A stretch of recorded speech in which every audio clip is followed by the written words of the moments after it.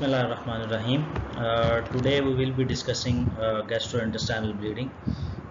It's one of the very important and very critical complaint or symptom of a GI tract that must not be missed, especially the underlying emergent diagnosis must be sought and treated immediately. So we will be discussing the upper GI bleed and lower GI bleed today, inshallah. So, what will be the content of this lecture? We will again discuss the abdominal symptoms, then saving patient's life, then approach to the patient with GI bleed, then how to construct the diagnosis, and then how to investigate that particular patient.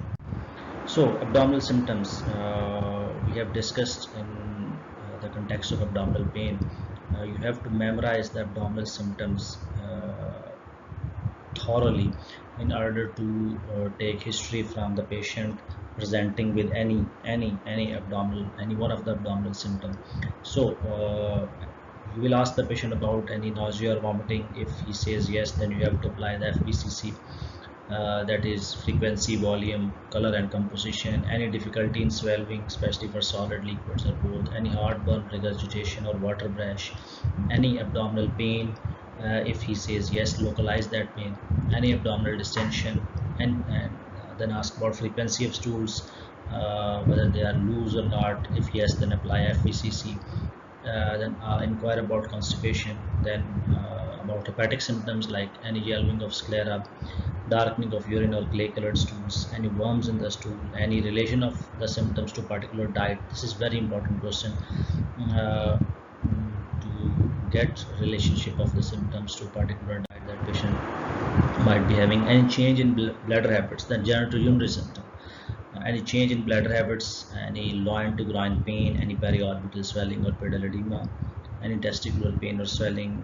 If the patient is female and is of reproductive age, ask about pregnancy, problem with the periods, PV discharge, any chest discomfort and pleuritic pain, any lower back pain, any general symptoms that includes fever, change in appetite, change in weight, any skin rash, any bone pains, any change in sleep pattern. So these are the symptoms that you must have memorized before approaching the patient presented to you with any particular symptom of GI tract or genitourinary system. So this is the summary of what we will be discussing today. First of all, you have in GI bleeding, it's an emergency situation. Gastrointestinal bleeding is an emergency situation, and you have to save the life of the patient first. You have to be quick, take a quick history, do a quick examination, and start the treatment before you proceed to a usual algorithm of constructing a diagnosis. So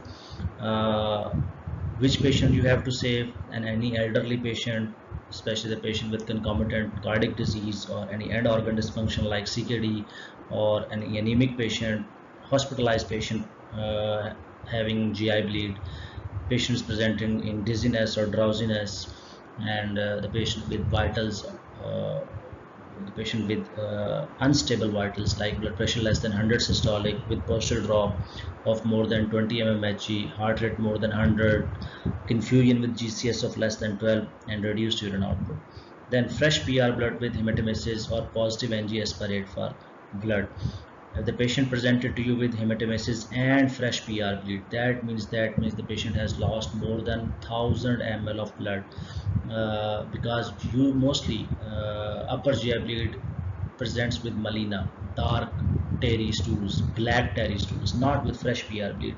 Fresh PR bleed in upper GI bleed represents massive bleed of more than almost 1000 ml. That is a catastrophic position. That is in an emergency situation that has to be dealt immediately. Immediately intervene, start resuscitation, and once the patient gets stabilized, then move toward constructing the diagnosis. You have to ask about details of the symptoms, then You have to ask about associated symptoms, ask about drugs, environmental, chemical, or occupational exposure, any endocrinopathies, any connective tissue disorders, inquire about malignancy. If you get any clue from above history, any family history of relevant disease or diagnosis, then you have to confirm your diagnosis through endoscopic intervention or radiological intervention and investigation of underlying cause. So this is the whole plot that we will be discussing today, how to approach the patient with gastrointestinal bleeding. What are the key pearls? There are 6 to 7 key pearls that you have to keep in mind before approaching the patient with GI bleed. So what do you mean by upper GI bleed? What do you mean by upper GI bleed? Bleeding anywhere above ligament of Terratus, usually presented with hematemesis and melena. So upper GI bleed patients usually present with hematemesis and melena. Bleeding below the distal duodenum might not present with hematemesis. This is very important thing to note. Sometimes patients just present with black tarry stools. They don't present with bloody vomiting. 10% cases of upper GI bleed present with fresh PR bleed. Fresh PR that shows massive bleeding require urgent care. So if the patient present to you with fresh PR bleed, it doesn't always mean that patient has lower GI bleed. Sometimes patient with massive upper GI bleed can also present with fresh PR bleed. Second, lower GI bleed. Bleeding below ligament of Terratus, usually presented with hematochezia, but bleed from small bowel or right-sided colon might present with melena if blood transit is slow. This is another very important concept to clear. Melena doesn't always represent upper GI bleed. Sometimes if the bleeding is very slow, that blood transit time is very slow, if the blood is just oozing from mucosa, then the patient might present to you with melena, even if the bleeding is from lower GI tract as well, from small bowel or from right-sided colon. It doesn't always mean that patient is having upper GI bleed. Then what do we mean by these terminologies? Hematemesis. Hematemesis means vomiting of blood or altered blood, indicating bleeding proximal to ligament of Terratus. So hematemesis means vomiting of blood. Melena. Melena means black blood per rectum. Dark or black tarry stools. Black tarry stools. There are few characteristics of melena. That the stool color will be jet black. The stool color will be jet black. It's very smelly. It's very smelly. Very foul smelling blood, and it's always sticky and difficult to flush away. So you have to ask these things before confirming that it's melena or not. It has to be black, it has to be tarry, it has to be sticky and foul smelling and difficult to flush. Altered blood per rectum, more than 100 ml blood required for 1 melanic stool, usually indicate bleeding proximal to the ligament of Terratus. Melena usually indicates upper GI bleed, but maybe as distal as ascending colon. Pseudomelena. Pseudomelena may be caused by ingestion of iron, bismuth, licorice, beets, blueberries, and charcoal. These things also discolor the stool. So the patient might tells you that he has some black stool, but you have to inquire about the ingestion of iron, bismuth, licorice, beets, blueberries, and charcoal. Metacasia. Bright red or maroon rectal bleeding usually implies bleeding beyond ligament of Terratus, but may be due to rapid upper GI bleed as well. So sometimes patient with GI bleed presents with positive fecal occult blood. Uh, they, they usually don't have any vomiting, they usually don't have any melena, they usually don't have any fresh PR bleed. They just came to you that they are feeling fatigue, they are getting tired easily. So when you look at the patient, you find the patient is very pale, and on CBC you find iron deficiency anemia. Then when you do the fecal occult blood that came back positive, that means patient is bleeding in his gut, that leads to iron deficiency anemia, which in turns lead to pallor and fatigue. Then the symptoms of blood loss, the patient might present to you with fatigue, lightheadedness, shortness of breath, which are the symptoms of anemia basically. So whether the patient has overt GI bleed, and sometimes the patient has very occult GI bleed. So you will get a presentation from either type. So, first thing first, you have to save patient's life. Any patient presented in OPD or emergency with GI bleed, the first step will be always saving patient's life, because we have discussed earlier that GI bleed is a life-threatening situation.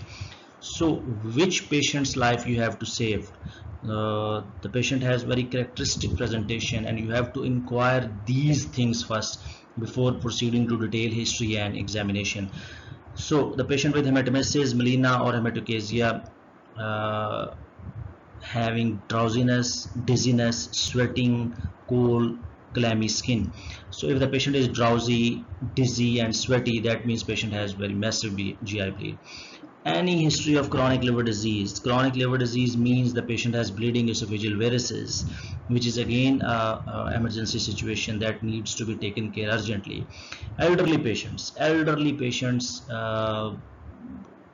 are at increased risk of catastrophic outcome from GI bleed. And concomitant cardiac disease, because the patients having cardiac disease usually present with low cardiac output state, which in turn increase the risk of multi-organ failure after GI bleed. And any patient with end organ damage like chronic kidney disease, so that patient also require urgent care. Anemic patients. Then lastly, hospitalized patients. Any hospitalized patient from any other disease might develop GI bleed. He might develop vomiting containing blood. He might develop melena or fresh PR bleed. So these are the situations, these are presentations where you have to act urgently in order to save patient life. So you rapidly move toward vitals, and on vitals, if you find heart rate of more than 100 beats per minute, blood pressure of less than 100 systolic, postal drop of more than 20 mmHg, the patient looks confused with GCS of less than 12, and the patient's urine output is reduced from his or her usuals, and you immediately get hematocrit that falls 6% from the baseline.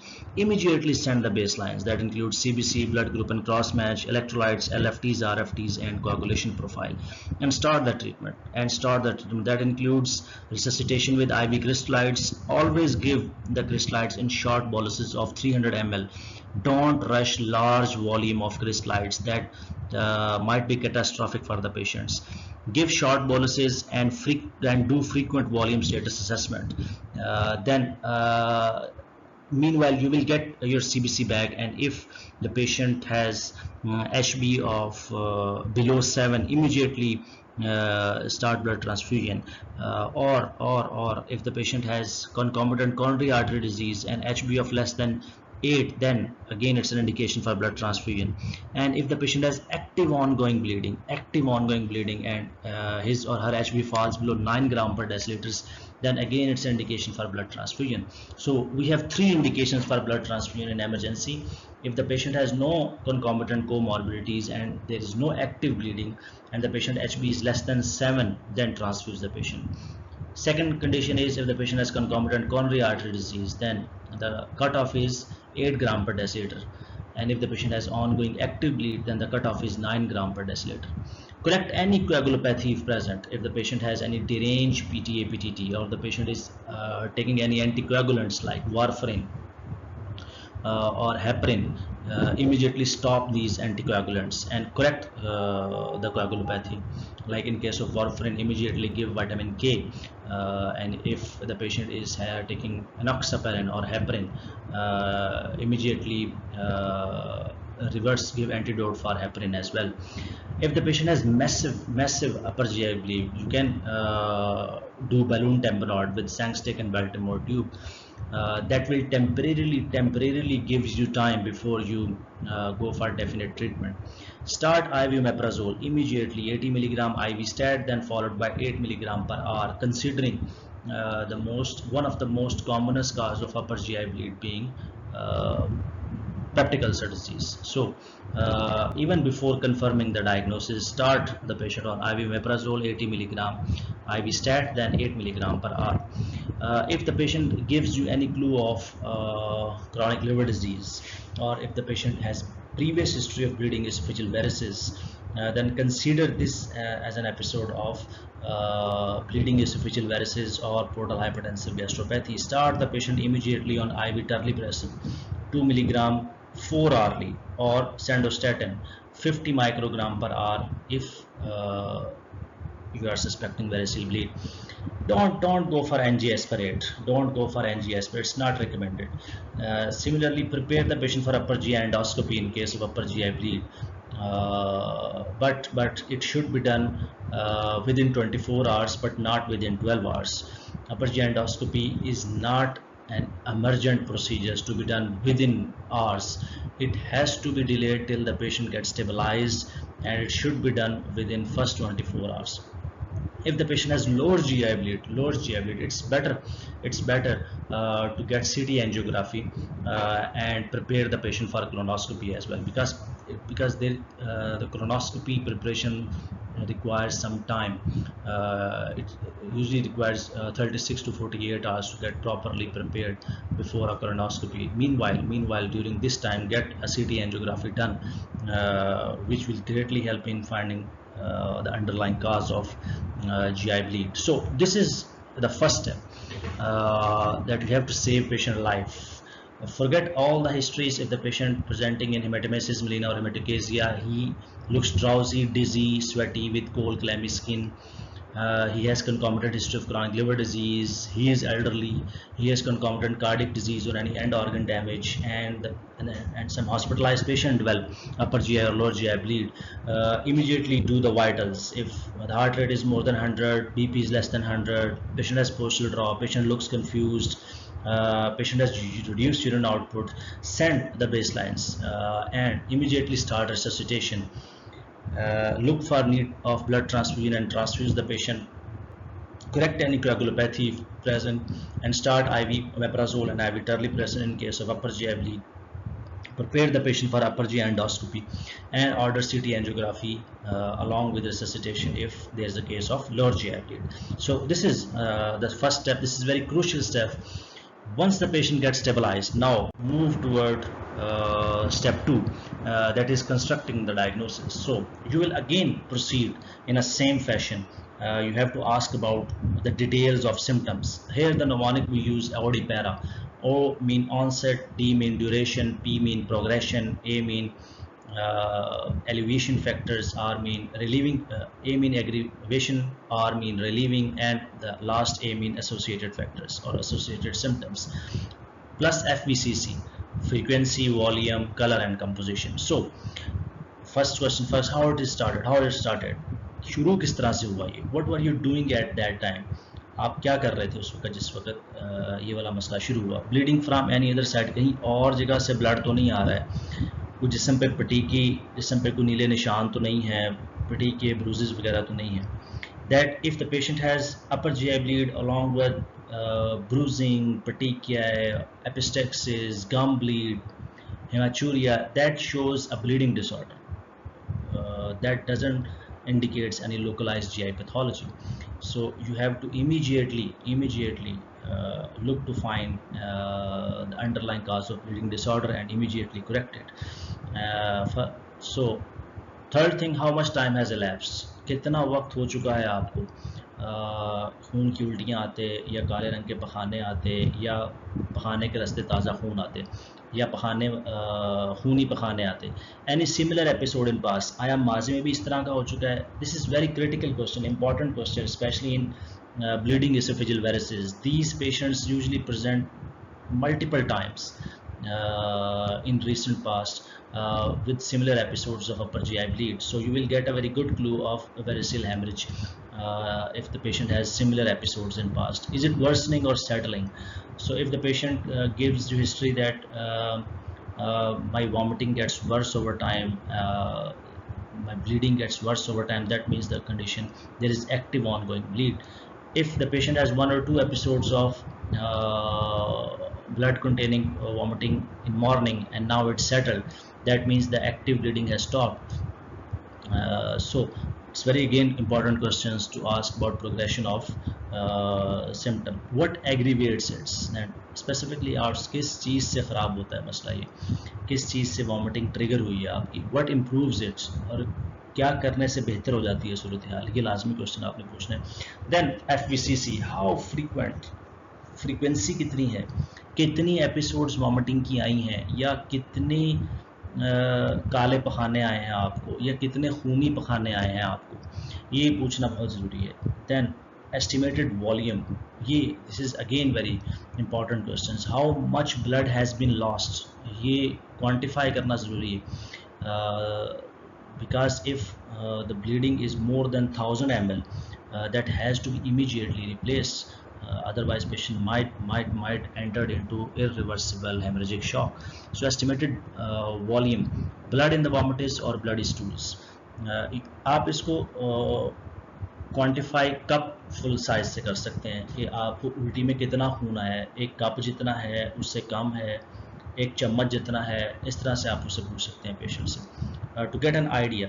Then the colour, what does it look like? Is it bright red? Bright red shows active bleeding. Chocolate or coffee ground means old blood.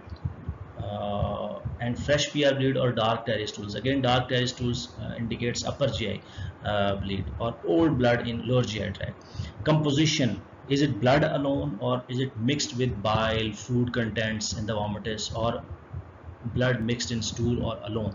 So composition, you have to ask about the composition as well when asking the details of upper GI or lower GI bleed. So these are the symptoms. This is the description of symptom that you have to ask. किस तरह से शुरू हुआ था, आप क्या कर रहे थे उस वक्त, किसी और जगह से ब्लीडिंग तो नहीं हो रही है, जिस्म पे कोई नीले निशान तो नहीं है आपके, कितना टाइम गुजर चुका है इसको, इसी तरह की एपिसोड माजी में तो नहीं हुई थी आपको, आया ये मसला बढ़ रहा है आपका या बेहतर हो गया है, कुछ रुक गया है, किस चीज़ से मसला बिगड़ता है आपका या किस चीज़ से बेहतर हो जाता है, कितनी उल्टियाँ या कितने पखाने आ चुके हैं आपको, कितना खून बह चुका है, कितना खून ज़ाया हो चुका है आपके ख्याल में इन उल्टियों में, इन पखानों में, आया एक स्पून फुल्ड है, एक कप फुल्ड है, किस तरह से क्वांटिफाई करेंगे आप इसको, रंग किस तरह का है, बिल्कुल सुर्ख है या चॉकलेट कलर का या कॉफ़ी ग्राउंड कलर का है, अगर वॉमिटिस है, पखाने के साथ ताज़ा खून आ रहा है, मिक्स होके आ रहा है, या काले स्याह रंग के पखाने आ रहे हैं. So these are the questions. This is how you will ask these symptoms, and it will take just 2 or 3 minutes to complete this history. Then the very important step is interrogating about associated symptoms, because this is where you will construct your diagnosis. We have already discussed in approach to abdominal pain that it's the constellation of symptoms, it's the combination of symptoms that leads you toward diagnosis, not single symptom. So you will ask about abdominal symptoms. We have already discussed that in start. Then general symptoms, and you will get you ask about drugs, radiation, chemical and occupational exposure. You will ask about endocrinopathies, connective tissue disorders. You will inquire about malignancy and family history. So after asking the associated symptoms, immediately move toward the examination. You can even start the examination while taking the history, as the patients in emergency usually don't have very much time to waste. So always have a very general good look, whether the patient look distressed, sweaty, anxious, pale, jaundiced, wasted, any hands in particular position, especially if the patient has any specific abdominal pain, and shape of the abdomen. Get vitals. We have already discussed the importance of vitals in saving patient's life. Then do a detailed GP and look for stigmata of chronic liver disease. Look for stigmata of chronic liver disease. It's very important while approaching the patients of upper or lower GI bleed that you have to specifically look for stigmata of chronic liver disease while doing general physical examination, which includes pulmonary erythema. When you look at the hands, you will get erythematous lining along the hypothenar eminence, that is pulmonary erythema, flapping tremors, jaundice, half characteristics, whitening of nails, and that is called leukonychia, and characteristic scratch marks because of bilirubin deposition in the subcut tissue. And you will have to specifically look for spider nevi. These are telangiectasias that you will get on the upper chest, upper back and both arms. and again look for wasting of temporal muscles and the small muscles of face. Look for jaundice in the sclera. Then moving downward, have a look at the gynecomastia, and then distended abdomen, testicular atrophy, pedal edema. These are the stigmata of chronic liver disease that you have to look while doing the general physical examination. After GP, move towards the abdominal examination. Again, focus on the findings related to chronic liver disease. You will get ascites, portal hypertensive ascites, that is indicated by positive shifting dullness or fluid thrill. You might get hepatomegaly, might get splenomegaly in that patients, and also look for other causes of upper or lower GI bleeds like abdominal malignancy, colorectal carcinoma. You might find some mass in the abdomen, in the epigastric area, in both flanks, or in the right hypochondrium. Do a detailed abdominal examination. Again, never ever forget rectal examination. Never ever forget rectal examination, especially sometimes patients present to you with hematemesis, but he doesn't give you a history of melena. So when you put your finger and do a digital rectal examination, you will find a dark terry stool over your finger that will confirm the patient is having melena. So have a very good general look, get vitals, do a detailed GP, do a detailed abdominal examination and rectal examination.